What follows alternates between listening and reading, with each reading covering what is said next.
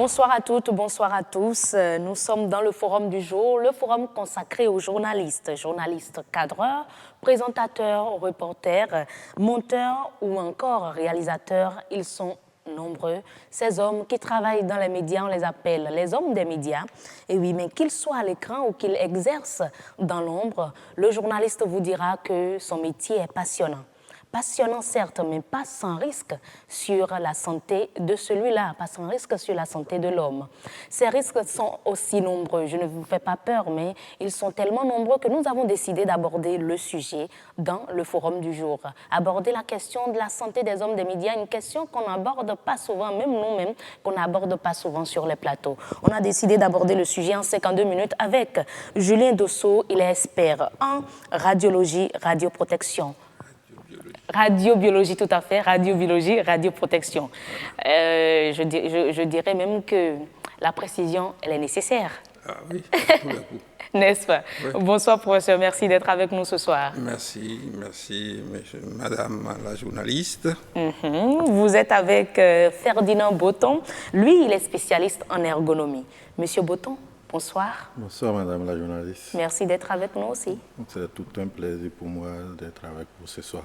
Alors, mesdames et messieurs, vous l'aviez donc compris, on va aborder la question sous deux plans. On va parler d'ergonomie, on va parler également de radioprotection, radiobiologie. Et là, on va parler plus des rayonnements. Chacun dans son domaine va nous dire à quoi les journalistes sont exposés. Nous avons également dans le public des journalistes qui sont concernés par ce dont on parle. Nous avons des spécialistes également en la matière. Mais d'abord, avant de les avoir, avant d'aborder plus amplement le sujet, je vais vous demander de suivre ce reportage que nous avons réalisé sur les journalistes cadreurs. On suit et puis on va revenir pour aborder le sujet. Je suis cadreur depuis 2001.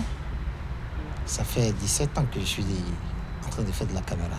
Il est incontournable dans le domaine de l'audiovisuel. Connu sous l'appellation cadreur ou caméraman, l'opérateur de prise de vue est l'un des maillons essentiels de la chaîne de production télévisuelle. Vous pouvez avoir toutes les installations, toutes les bonnes installations possibles, parce que c'est ceux-là qui viennent donner la valeur à ce que vous avez fait. Et si à un moment donné, ils sont défaillants, ne produisent plus, il n'y a plus de belles images, c'est que la production est foutue. Tout le monde commence à crier. Non. Quand vous sortez le thème, celui qui fait le développement, c'est le caméraman. Et sur le remplissage, tous les autres détails, c'est lui. Donc, il faudrait qu'il soit en forme, qu'il soit prédisposé à le faire pour que le travail soit complet. Sinon, lorsque vous allez au montage, le monteur va vous dire non, qu'il y a des plans qui manquent, il faut que vous retourniez encore sur le terrain. Les cadres doivent être les enfants choyés en fait d'une production. Il faut du domaine pour comprendre. Le métier est passionnant, mais ses risques sur la santé de celui qui l'exerce sont énormes. La question de la santé des problèmes des médias est une question préoccupante, il faut l'avouer. Risque de stress de rapidité et de qualité. Risque physique, je parlais de troubles visuels, troubles musculo-squelettiques. Vous avez eu à vivre de ce genre de situation déjà? Oui, il faut dire que j'ai eu certaines crises dans le domaine des douleurs lombaires qui, à un moment donné, m'ont empêché de tenir la caméra durant quelques années. Oui. C'est un peu atroce, c'est difficile. Vous travaillez sans repos, vous portez la caméra à l'épaule, vous restez debout durant des heures et que toutes les conditions ne sont pas réunies. C'est qu'à un moment donné, l'organisme va lâcher. C'est comme une machine, quelle que soit votre corpulence. Moi, mon visage a été réparé. J'ai même dû faire dedans. La partie qui a été affectée, le nerf optique aussi était affecté. Ça ne fait pas encore 2 mois. On me l'a révélé. Les gens sont partis, ils ne sont plus revenus. Puis à l'âme de ceux-là. Être opérateur de prise de vue de télévision n'est pas chose aisée, avec un risque élevé sur la vie de l'homme. Et lorsqu'il est question de sa prise en charge, l'accompagnement ou le soutien financier de l'employeur est presque inexistant. À un moment donné, je prenais des produits qui tournaient autour de... Voilà, c'est quand ils prennent le mois. Au niveau de l'ERTB, nous avons une prise en charge qui nous permet de faire certaines analyses. Après ça, les frais médicaux relatif à l'achat des produits, c'est vous-même qui le supportez. Je ne sais pas si l'ORTB actuellement a un médecin de travail. S'il y en avait, c'est on devrait nous communiquer son numéro ou on devrait l'appeler pour nous informer des conditions dans lesquelles nous devons nous comporter pour que nous ayons une meilleure santé. Par exemple, l'article 49 de la nouvelle convention collective applicable au personnel de la presse dit bien que l'employeur assure la santé de l'employé, de ses enfants et de sa conjointe, en tout cas de son conjoint ou de sa conjointe. Mais dans la réalité, ce n'est pas ça. En matière de problèmes de santé auxquels l'opérateur de prise de vue est confronté, la liste n'est pas exhaustive. Les moyens financiers pour une bonne prise en charge font également défaut. Et tout porte à croire que les employeurs et l'État ont démissionné. Et la conséquence, c'est que pour ceux qui arrivent à avoir la chance d'aller à la retraite, ils sont déjà amortis, fatigués, parce qu'en temps malade, on n'a pas toujours les moyens pour bien se soigner. Et c'est bien dommage. Nous retrouvons sur le plateau Julien Doussou, expert en radiobiologie, radioprotection, et Ferdinand Botton, spécialiste en ergonomie. Alors, Monsieur Botton, lorsqu'on parle d'ergonomie, est-ce que ça a son rapport dans ce que nous disons aujourd'hui? Parce que beaucoup ne maîtrisent pas encore ce terme, l'ergonomie. Et Madame la journaliste, bonsoir. Je vous remercie pour m'avoir invité sur ce plateau parce que c'est aussi une occasion pour moi de parler un peu de ma discipline.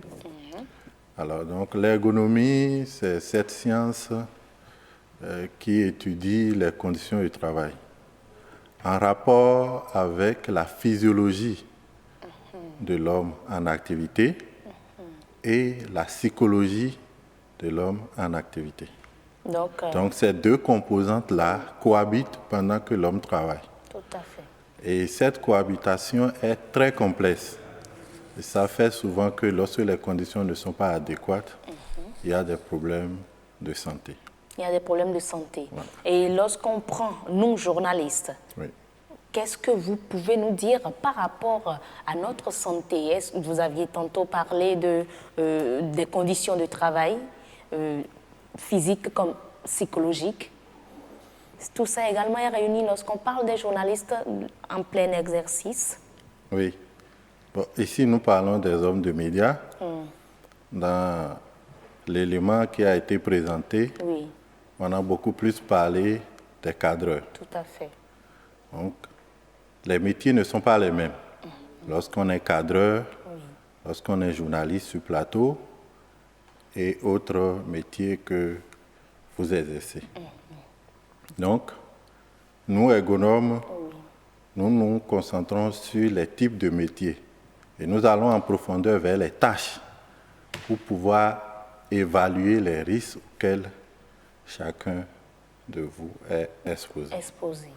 Lorsque nous prenons le cas des cadreurs, ils l'ont dit suffisamment dans l'élément, qu'ils travaillent debout pendant de longues heures. Ils portent de charge la caméra qui pèse lourd. Et ce qui est encore compliqué, c'est que par rapport au poids de la caméra, il faudra qu'il vise et qu'il soit précis pour que l'élément soit restitué avec une certaine précision. Tout à fait. Tout ça là demande au cadreur de pouvoir supporter la charge, mais en même temps de faire en sorte que la caméra tienne de façon stable. Vous voyez, c'est très complexe. Tout ça là sollicite à la fois pour le cadreur des efforts physiques, mais aussi une sollicitation psychologique pour faire en sorte que l'élément qui sera restitué soit de bonne qualité. Et en ce qui concerne les postures, le docteur Ayello, le professeur Ayello l'a dit, qu'ils peuvent être exposés à des problèmes de troubles musculo-squelettiques. Et les troubles musculo-squelettiques, ce sont les souffrances que l'on observe au niveau de nos articulations. Soit c'est au niveau des membres supérieurs, soit c'est au niveau des membres inférieurs, soit c'est au niveau de la colonne vertébrale. La complexité du travail de ces cadreurs les amène à solliciter simultanément toutes ces articulations pendant de longues heures. Donc ça peut entraîner des souffrances au niveau de leurs articulations. Au niveau de leurs articulations. Oui. Donc là, tout ce qu'ils ont exposé sont réellement la cause de leur métier. Bon, ça dépend.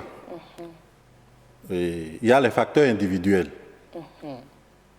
Il y a l'âge qui va jouer, l'ancienneté aussi qui va jouer.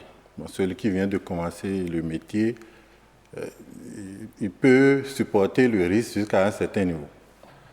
Mais celui qui est dedans tout le temps, donc la répétition de ces contraintes peut faire en sorte que ceux qui sont dans le métier à un certain temps peuvent commencer par exprimer une certaine souffrance au niveau de leurs articulations. Soit au niveau du dos ou au niveau des membres supérieurs. D'accord. Donc, mais ce n'est pas systématique. Comme je dis, il y a les facteurs individuels liés à l'âge, ça peut être aussi lié à l'hérédité. Ça veut dire quoi? Si, par exemple, le cadreur avait déjà des problèmes de drépanocytose, je donne cet exemple, oui. Vous allez voir que même jeune peut déjà exprimer ces souffrances-là. Ces souffrances. Oui. Donc, si le cadreur est drépanocytaire, là, qu'il exerce ce métier de cadrage, ça veut dire qu'il est doublement exposé. Il est doublement exposé parce que déjà, du fait de ses antécédents, il avait déjà des problèmes articulaires. Et ajouter aussi à cette charge que nous avons observée dans l'élément et aux contraintes physiques liées au travail, vous voyez aisément que ce n'est pratiquement pas indiqué. Indiqué. Ouais. Les gens vont peut-être se demander, mais quelle caméra? La caméra que nous voyons là, c'est ça, Étienne, et on parle de tout ça, mais il y a des caméras qui pèsent vraiment lourd, très lourd, qui pèsent des kilos. Oui, c'est ce qu'un ergonome qui veut étudier, par exemple, les conditions de travail, il va essayer de peser la caméra, connaître son poids, connaître le poids de l'individu. Oui. Donc, tout ça là, c'est lié. Quelqu'un qui est bien costaud peut manipuler facilement, alors que celui qui est moins costaud peut avoir des problèmes pour gérer. Mais on a eu l'un des cadreurs interviewés qui a dit que ce n'est pas une question de votre forme physique. Oui, là, ce qu'il dit, c'est par rapport à la précision que demande la tâche. La précision, ce n'est pas le physique. La précision, ça demande une certaine concentration, une certaine justesse dans le geste. Et quand l'élément change, il faut que le cadreur suive en même temps, automatiquement, pour avoir une certaine fiabilité au niveau de l'image qui est captée.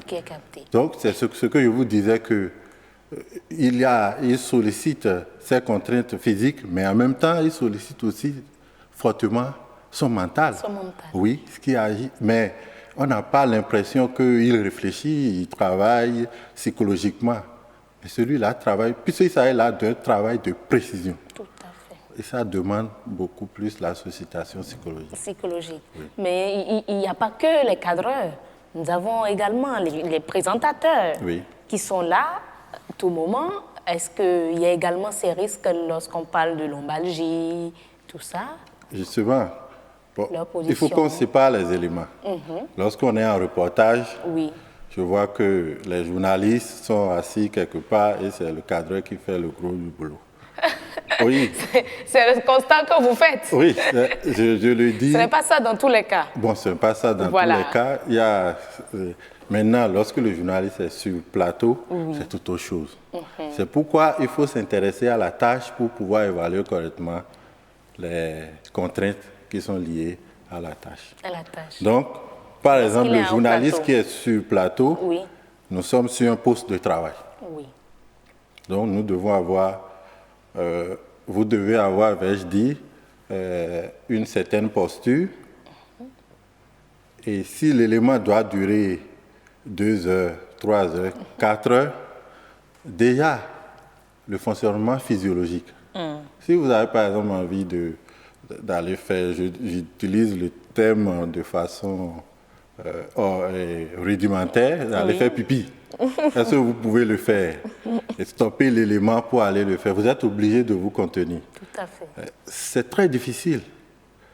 Bon, donc ça suppose qu'en amont, vous vous êtes préparé à cela pour que sur le plateau, cela n'arrive pas.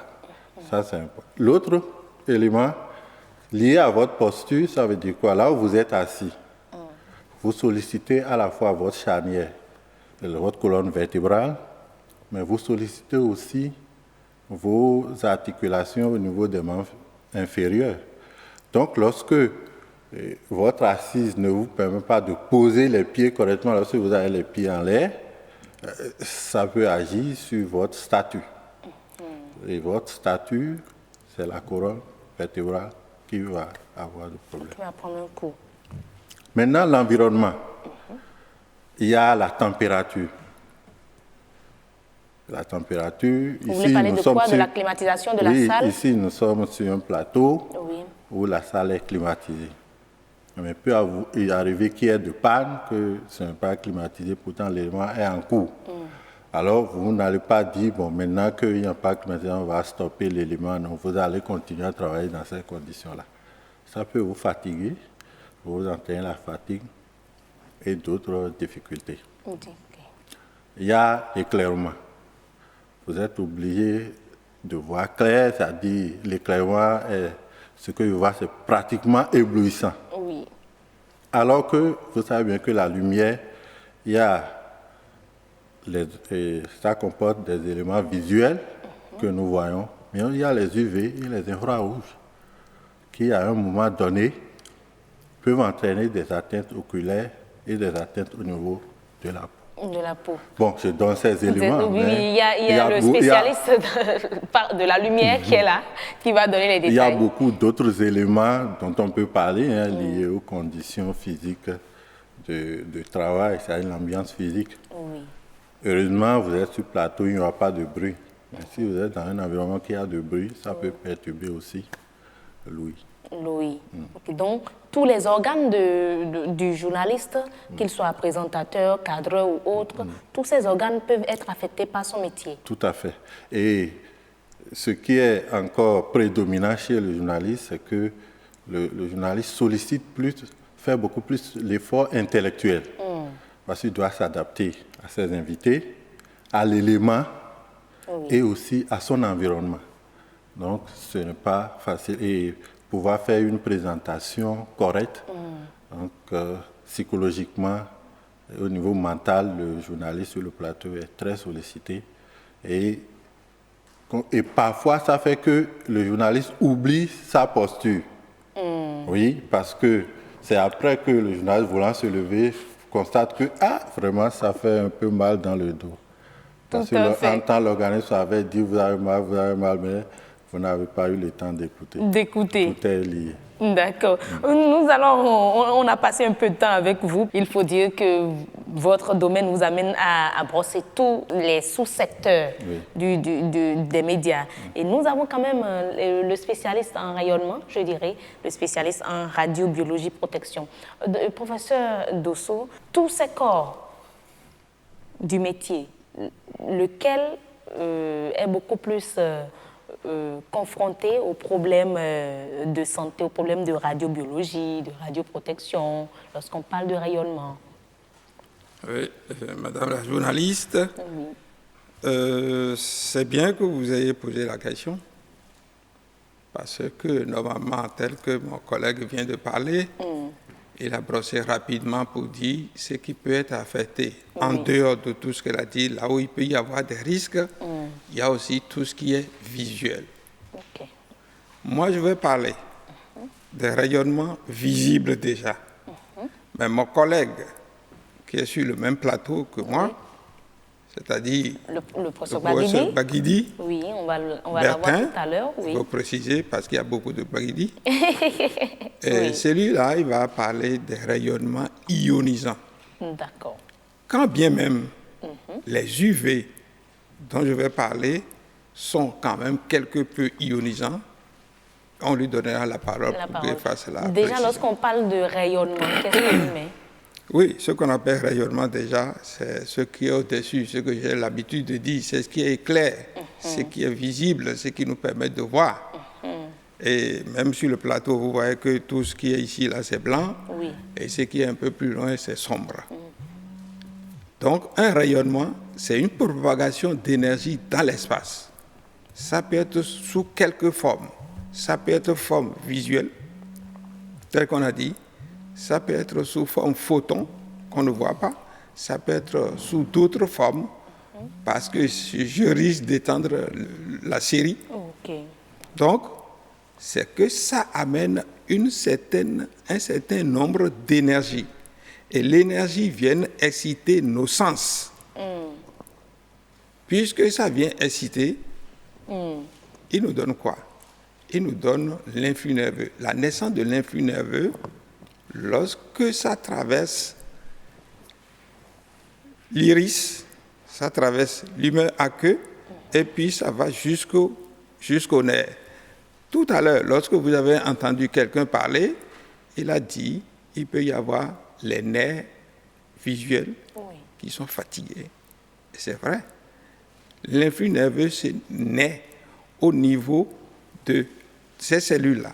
Et ces cellules élaborent ce qu'on appelle l'influx nerveux, et l'influx nerveux va au cerveau, et ça permet de tout voir.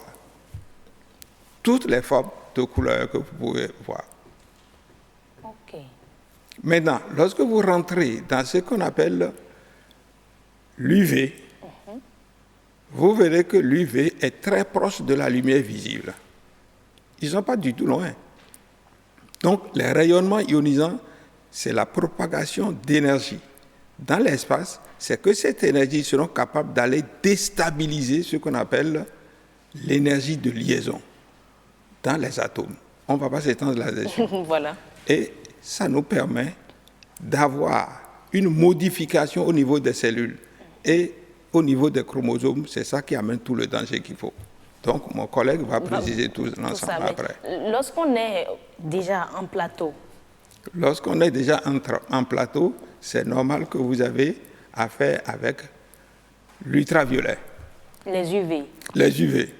Et comme nous avions dit dans les émissions précédentes, Oui, rappelez pour ceux qui n'ont pas suivi ces émissions-là. Il y a 3 UVE. UVA, UVB, UVC. Lequel est présent en plateau? Non, les 3 sont présents. Et lequel est dangereux? Lequel est dangereux, on ne va pas dire ça comme ça. On va voir comment chacun de ces UV-là sont présents et comment ils agissent. D'accord, on y va. Le plus important, c'est UVA. Ok. Important quoi? L'ensemble des UV déjà, si on était au soleil, ça fait les 5%. Et les UVA font déjà 95%. Les UVB aussi, ils sont de longueur d'onde telle que lorsque ça rentre en chacun, il vient affecter les cellules, comme nous l'avions dit. Les plus dangereux, c'est les UVC. Ils sont les plus dangereuses. Ok. Lorsque vous allez dans les hôtels, qu'est-ce que vous allez faire? Vous allez chercher ce qu'on appelle le sonar. Oui, pour le Et lorsque vous allez chercher le sonar, c'est pour bronzer. Donc ça ne fait pas que du mal. C'est pour changer la couleur, le teint des individus. Là, ce sont les UVA ou bien les UVC qui sont... Les trois. Il faut voir les 3. L'UVA, ça peut changer. L'UVB, ça peut changer. L'UVC, ça peut changer. Mais attention, c'est surtout l'importance de ces UV est due à la qualité des lumières que vous avez. D'accord. La qualité des lampes que vous utilisez. Que nous utilisons. Voilà. Si on va chercher les lampes paillotes, excusez-moi l'expression brutale comme ça, si vous allez chercher ces lampes-là, ils vont vous donner, parce qu'ils sont mal calibrés. Et à partir de ce moment, ils vont sortir des UV plus importants l'un par rapport à l'autre. Donc, quand la lampe n'est pas bien calibrée... Lorsque la lampe n'est pas bien calibrée, vous pouvez avoir... Des UVC. Vous pouvez avoir des UVC, parce qu'ils vont dévier pour aller sur les UVC. Parce que les UVC sont les dernières qualités mauvaises qui sont dans les UV. Et à part les présentateurs, ceux qui sont en plateau, est-ce qu'il y a d'autres corps du métier qui soient exposés au rayonnement? D'autres corps de métier, c'est vrai, il peut y en avoir, mais pas sur le plateau. Pas sur le plateau. Pas directement Parce que sur le plateau. nous avons ceux qui sont à la transmission. Parce que les cadreurs tels qu'on a dit, Oui. ils ne sont pas là. Les caméramans, ils sont loin, ils ne sont pas directement sur le plateau. Mais attention, lorsque vous faites des reportages Oui. sous le chaud soleil, Oui. attention, eux autres, ils sont concernés. Ok. Parce qu'ils subissent directement les UV qui proviennent du soleil. Du soleil. D'accord. Vous l'aviez dit tantôt, professeur Baguidi. Voilà, présentez-vous. On m'appelle Dr Baguidi Arotondi Bertin. Je suis maître de conférence, enseignant, chercheur à l'école polytechnique d'Abomey-Calavi. Et responsable du Centre autonome de radiologie. Responsable du Centre autonome de radiologie installé à l'EPAC. Alors, on parle de rayonnement. Voilà. Vous allez beaucoup plus nous parler des rayonnements ionisants. Je crois qu'avec les UVC, on peut déjà dire que ce sont des rayonnements ionisants. Tout à fait. Alors, expliquez-nous ce thème-là, rayonnement ionisant. Bon, on appelle rayonnement ionisant tout rayon et toute propagation de rayons qui peut engendrer des dommages à l'organisme et liés à l'énergie qu'il comporte. Donc, l'énergie qu'il véhicule peut être nocif et on va le classer dans le cadre d'un rayonnement ionisant à cause du fait qu'il va arracher des électrons à l'organisme au cours de l'interaction avec ce type de rayonnement. D'accord. Voilà ce qu'on peut dire de manière assez... Le professeur disait tantôt, le professeur Bodosso disait tantôt qu'il y a plusieurs types de rayonnements. Les rayonnements ionisants sont, disons, de deux types. Il y a les rayonnements qu'on va appeler les rayonnements électromagnétiques. C'est les rayonnements IS, c'est les rayonnements gamma. Et qui sont de même nature, mais n'ont pas les mêmes origines. Il y a les rayonnements particulaires, donc les rayonnements émis par des particules chargées, qui sont donc les bêta moins, bêta plus et alpha, alpha plus. Alors ces rayons sont émis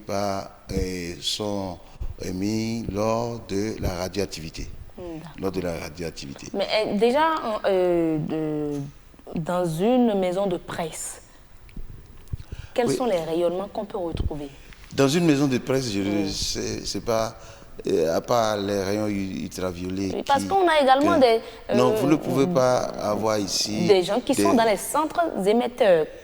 Les centres d'émetteurs, il peut y avoir un risque, mais il faut connaître d'abord les types de rayonnement que ça émet. Je crois que c'est sécurisé.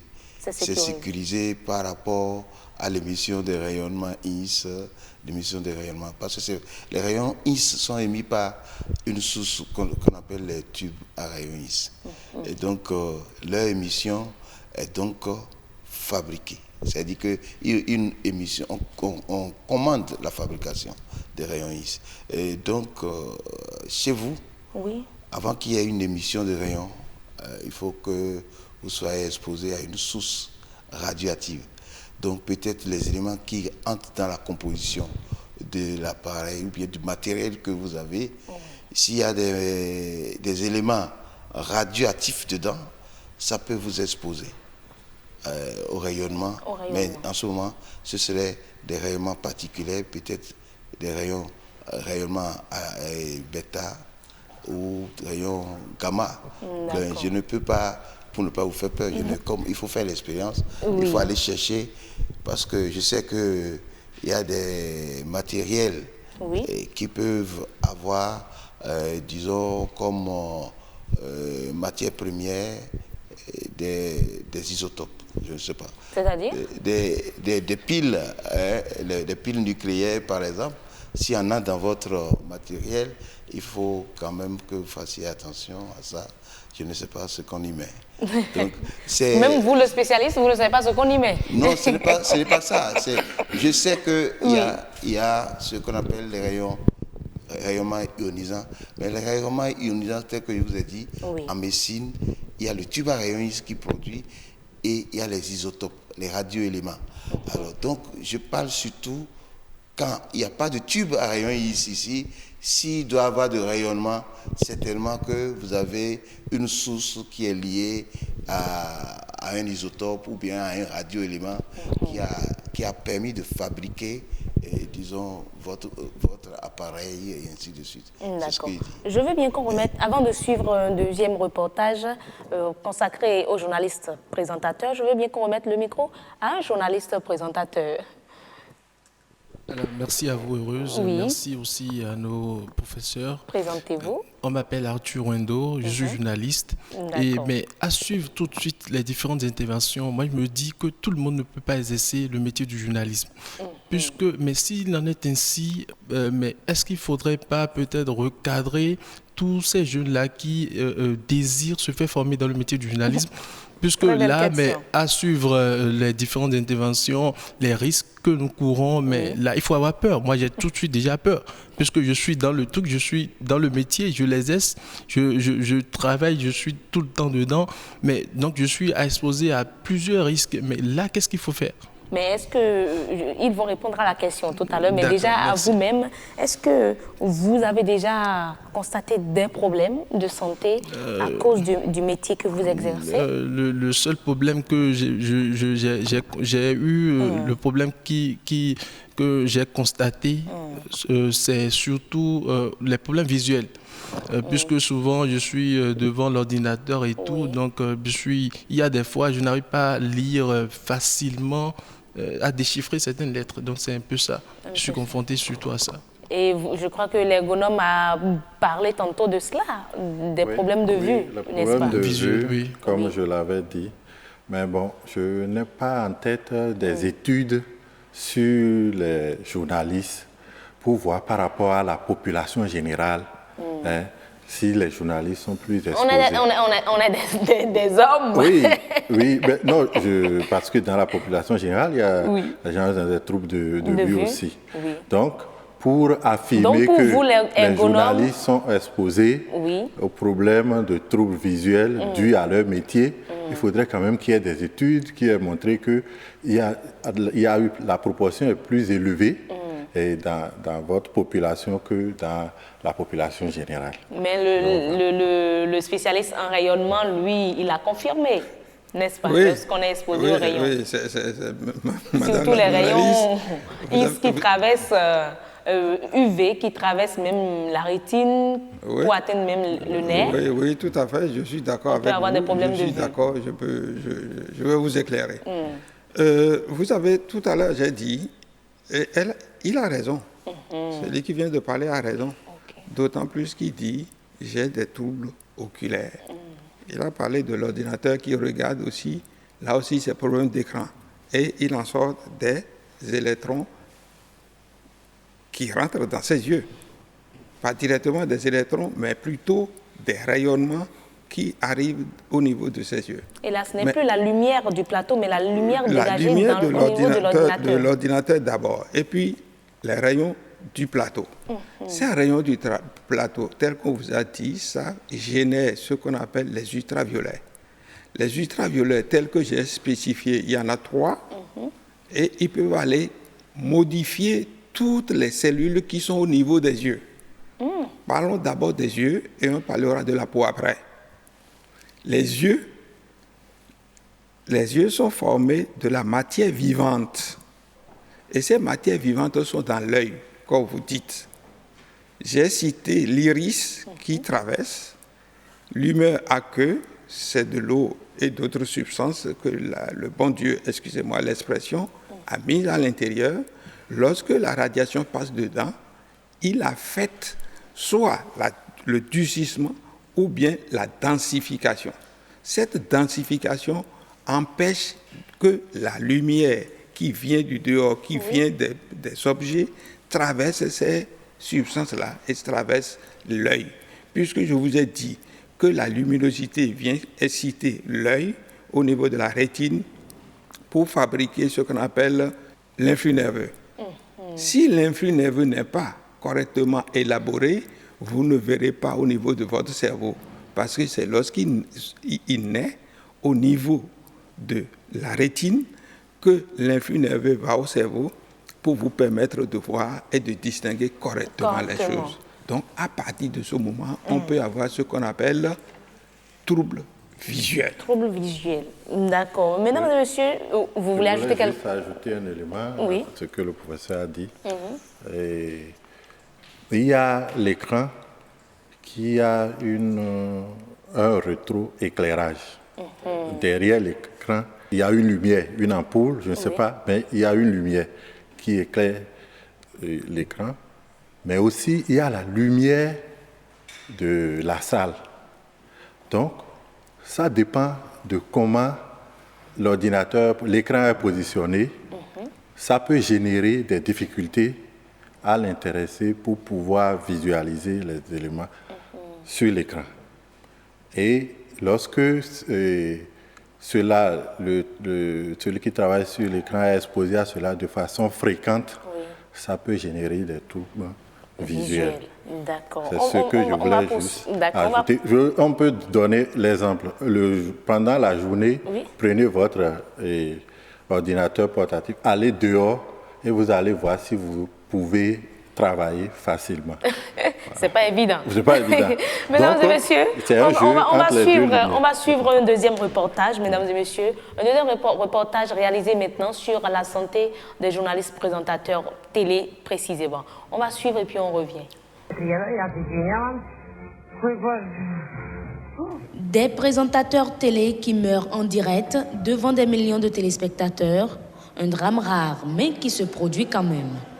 Excès de fatigue, trop de stress et surtout des problèmes oculaires, c'est le quotidien des présentateurs télé.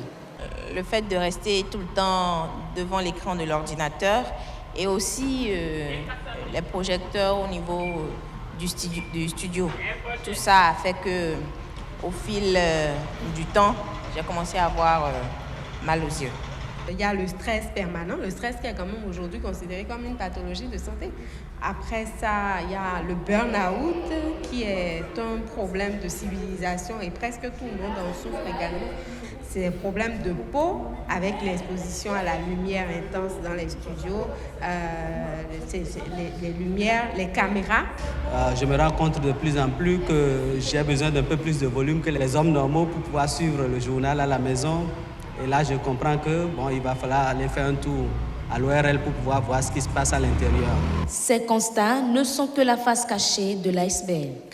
Lorsque l'intensité de lumière dépasse un certain seuil, c'est que la rétine de l'homme capte des intensités supérieures et vous pouvez avoir des fatigues visuelles successives et ces fatigues visuelles peuvent aboutir à des troubles de la vision qui peuvent aller de la baisse de la vision de près ou de loin à des problèmes de vision de couleur.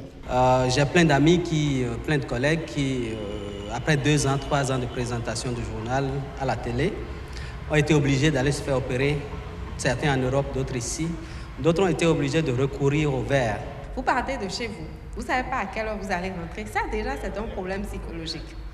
À l'approche des grandes éditions du journal, le stress monte quasiment tout le temps à la rédaction. Et si je ne me trompe pas, je pense que c'est un facteur de l'hypertension ou de l'hypotension artérielle. Madame, Monsieur, bonjour, bienvenue au 12h45, l'édition de la mi-journée. Qu'il exerce dans une chaîne de télé en herbe ou de renommée internationale, le cadre et les conditions de travail du présentateur sont dangereux pour sa santé. Les plateaux de télévision sont des lieux de travail spéciaux. En réalité, il faut une certaine quantité de lumière, il faut une certaine quantité de fraîcheur. Mais je reconnais qu'aujourd'hui, les problèmes de luminosité poseraient moins de problèmes aujourd'hui qu'hier. On transpirait sur les plateaux. Mais aujourd'hui, on travaille beaucoup plus sur les plateaux avec des lampes halogènes qui donnent une lumière plus douce, mais la lumière est toujours la lumière. C'est plus nos sens qui en pâtissent. Mais face au mal, ils se retrouvent souvent sans soutien. Vous devez pouvoir vous-même commencer par identifier les risques auxquels vous êtes exposés et par rapport à ces risques, vous devez maintenant commencer par prendre des précautions. Mais on pourrait faire en sorte qu'il y ait un système de régime d'assurance maladie vraiment plus élargi, plus élaboré. Pourquoi pas tailler à la mesure du professionnel des médias quand même, pour un peu plus de valeur à notre profession. Une assurance maladie, certes, mais je pense que c'est nous, professionnels des médias, qui devons déjà prendre conscience de des risques que nous encourons étant dans ce métier.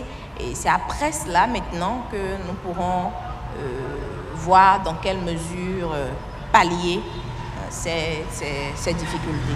Il doit se surveiller. Et les moindres malaises qu'il présente, il doit les reporter à un médecin. Le Code du travail exige à tout employeur d'assurer la santé et la sécurité au travail. Maintenant, est-ce que la structure à laquelle il appartient a un contrat avec un médecin du travail? S'il n'y en a pas, c'est déjà un problème. Le premier rendez-vous que nous vous invitons à suivre, c'est... Être présentateur télé, le rêve de plusieurs journalistes en herbe. Bien qu'il intervienne à la fin de la chaîne de production, le présentateur télé joue un rôle de premier plan. C'est la vedette, la star du petit écran, chose fascinante, mais pas sans risque sur la santé de l'homme. Malheureusement, on ne gagne pas beaucoup et on ne prend pas toujours soin de nous. Moi, je dis, quelquefois, c'est un métier ingrat. C'est son avis, c'est l'avis de Zakiat Latoudji qui, finalement, face à toutes les difficultés du métier, trouve que c'est un métier ingrat. Mais professeur, je vais peut-être faire rapidement un récap de ce qu'on a dit sur le plateau. Parlant des rayonnements dans le monde des médias, il y en a plusieurs types, mais beaucoup plus les UV.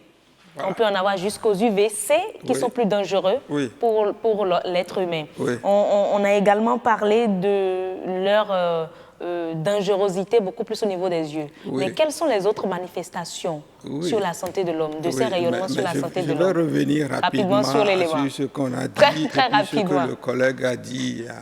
Très rapidement. J'ai oublié le nom. Arthur, oui. Que les journalistes se fassent opérer, c'est tout à fait normal. Parce que quand j'ai dit la lumière, l'UV, qui traverse l'humain à queue, traverse cristallin. Avant d'aller sur il doit traverser le cristallin. Or, le cristallin, c'est une matière vivante. Et lorsqu'ils sont excités, même là, à ce niveau-là, ils vont commencer à se durcir. Ils créent ce qu'on appelle les cataractes. Ah bon? Mais oui, lorsque ça crée des cataractes, on doit opérer. Parce que si on n'opère pas, la luminosité qui rentre pour aller former, ce qu'on a pour aller fabriquer, ce qu'on appelle l'influx nerveux, ils rentreront moins. C'est ça que j'avais dit. Donc, lorsqu'il rentre moins, il verra moins. Puisque l'influx nerveux ne pourra pas passer de la rétine au cerveau. Il n'y a que le cerveau qui peut vous permettre de faire la différenciation de lumière, de tout cela pour pouvoir voir correctement. C'est là que la radiobiologie intervient. La densification de de cristallin qui empêche l'entrée de cette lumière. Même lorsqu'il a dit l'intensité, si vous souffrez de cataracte, c'est normal que vous ne puissiez pas rentrer correctement, vous ne puissiez pas voir correctement. C'est déjà ça. Maintenant, si je m'en vais sur les autres éléments, surtout de la peau, lorsque vous êtes exposé, la radiation rentre aussi dans votre organisme et traverse aussi le derme et tout le reste jusqu'au niveau des chromosomes.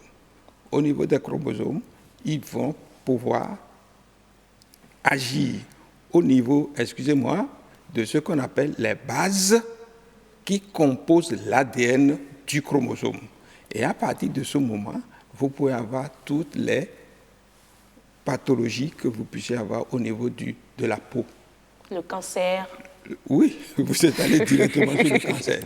Mais regardez par exemple Donc là, les journalistes peuvent avoir des ADN modifiés. Oui, tout à fait. Ils sont exposés au rayonnement, peuvent avoir des ADN modifiés. À partir de l'ultraviolet. C'est ça que nous disons. Oui, d'autant plus que les bases, il y a quelqu'un qui connaît bien ça aussi, on peut lui laisser la parole, il va vous exposer. Oui. Et ceci fait que ces bases-là, une fois qu'ils sont embêtés, ils sont modifiés, le chromosome, les gènes aussi sont modifiés à partir de ce moment.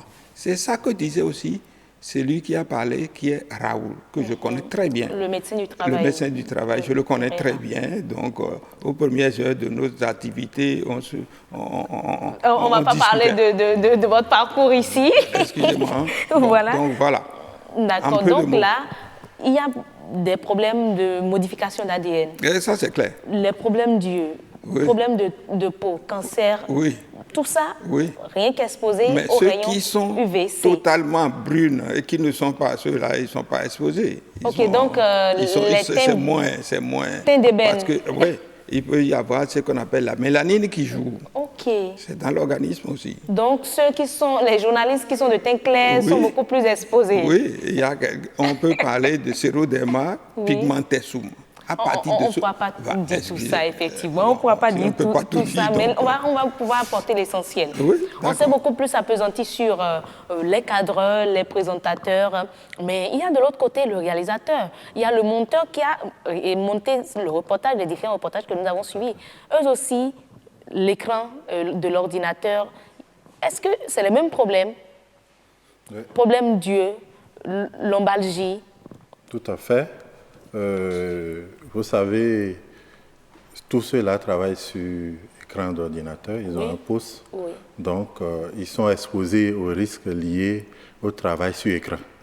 Bon, nous n'allons pas revenir en détail là-dessus, mais ce que nous avons évoqué en temps, c'est les troubles visuels, les troubles musculo-squelettiques, c'est-à-dire les problèmes du dos, et au niveau des articulations des mains qui manipulent les claviers. Mais quand est-ce qu'il faut commencer par s'inquiéter?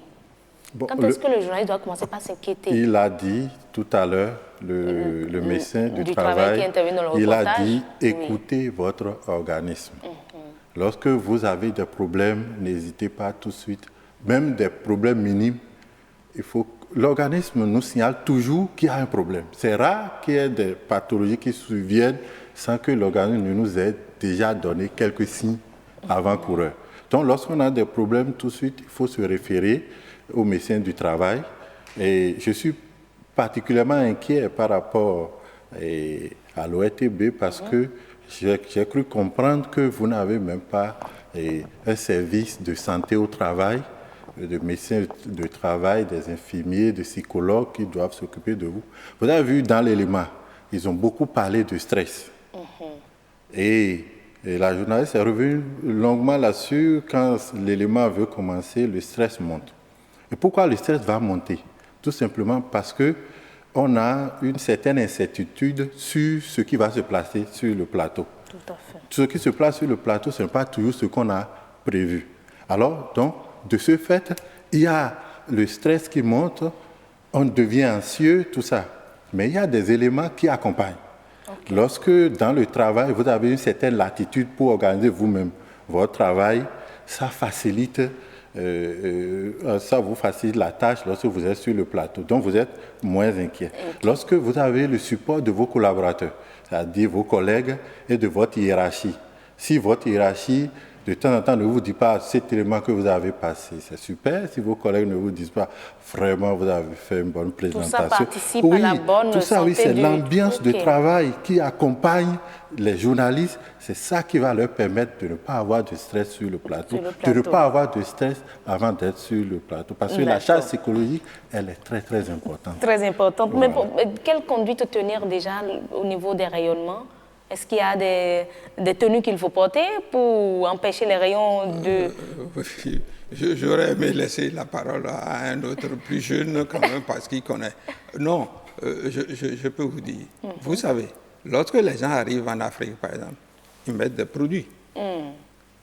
Donc il faut que les présentateurs ou bien tous les journalistes mettent des produits. Tout à l'heure, lorsqu'on nous a appelés pour nous faire quelque chose à la face, c'est peut-être déjà bon. Mais lorsqu'il s'agit aussi au moins des mains, qui ne sont pas protégés Oui. de nos habits, il vaut mieux aller chercher les habits pour bien se protéger. Et quel type de matériel? On parle de dosimètre. Est-ce qu'il faut avoir les dosimètres également Oh là sur là, soi? je vous en prie, n'allez pas chercher jusqu'au dosimètre. Ils ne pourront pas être sensibles. Ces dosimètres ne pourront pas être sensibles à l'ultraviolet. Ok. Non, Et c'est pas possible. qu'est-ce qu'il faut faire concrètement? Ce qu'il faut faire, c'est de porter des habits. Habillez-vous pour que une bonne partie de votre peau soit couverte. C'est déjà bon. Si demain, vous n'avez pas passé des produits pour rester dans votre forme. D'accord. Oui. Et il faut certainement réduire l'exposition. Oui, il faut réduire les les expositions. Les trois éléments sont à respecter. La distance.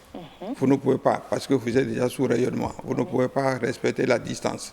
Le temps, au moins le temps d'exposition, il faut que vos émissions soient les plus courtes que possible. Ok. Donc, faites en sorte que ça ne soit pas trop longue. Et ensuite, les écrans. Oh, vous n'avez pas d'écran sur le plateau. Donc, personne n'est exposé. Mais il y a les écrans hein, au niveau des monteurs. À la régie, le réalisateur est face à plusieurs écrans. Oui, mais vous avez les sortes d'écrans que nous avons maintenant. Oui. C'est des LED, c'est des trucs plus les sophistiqués, sont minimes. Okay. Par rapport aux tubes que nous avions avant. Je connais quelqu'un qui avait travaillé ici. D'accord. Je ne veux pas dire son nom. Merci beaucoup. C'est des trucs sur les tubes cathodiques. Oui, on n'utilise plus ces tubes-là maintenant. Je veux juste ajouter un petit élément là pour dire que il faut prendre l'habitude, lorsqu'on est sur écran d'ordinateur, de régler le contraste aussi. Lorsqu'on a des problèmes, parce qu'il y a le dispositif là, c'est-à-dire l'accommodation entre la lumière qui est derrière l'écran et puis la lumière, on peut régler le contraste pour pouvoir atténuer les problèmes de troubles visuels. D'accord. Merci beaucoup, je sais. Vous voyez les enfants qui regardent tout dans leur télé, les écrans de leur portable, oui. Mais sous le chaud soleil, qu'est-ce qu'ils voient? C'est dangereux. N'est-ce pas? Ouais. Je sais quand même qu'on utilise également certains produits laitiers. Souvent, ceux qui sont au niveau des centres émetteurs, on utilise souvent des produits laitiers. Vous dites souvent dans les cours, je sais que vous avez refusé, que ça n'a aucun effet. Oui, ça n'agit pas du tout. On aura le temps de revenir. Vous aurez peut-être certaines vitamines à consommer. Certaines vitamines peuvent vous aider. Ça peut être parmi les moyens. Les moyens, d'accord. Mais attention, merci beaucoup, pour ceux qui sont en imagerie médicale, ce ne sont pas les produits laitiers. D'accord. Merci beaucoup. Okay. Merci Julien Dossou, expert en radiobiologie et radioprotection, et Ferdinand Boton, spécialiste en ergonomie, pour nous avoir apporté votre expertise en la matière. On parlait donc de la santé des hommes des médias. On a eu tout ce qui concerne les risques. Quelques précautions, vous avez pu nous apporter quelques précautions. On n'a pas eu le temps de tout dire, de donner la parole à tout le monde sur ce plateau. On aura le temps de revenir sur le sujet. Mesdames et messieurs, ce sera donc tout pour le forum de ce jour consacré à notre santé, la santé de nous, journalistes, je dirais radio, télé, presse écrite et tout. Portez-vous très bien.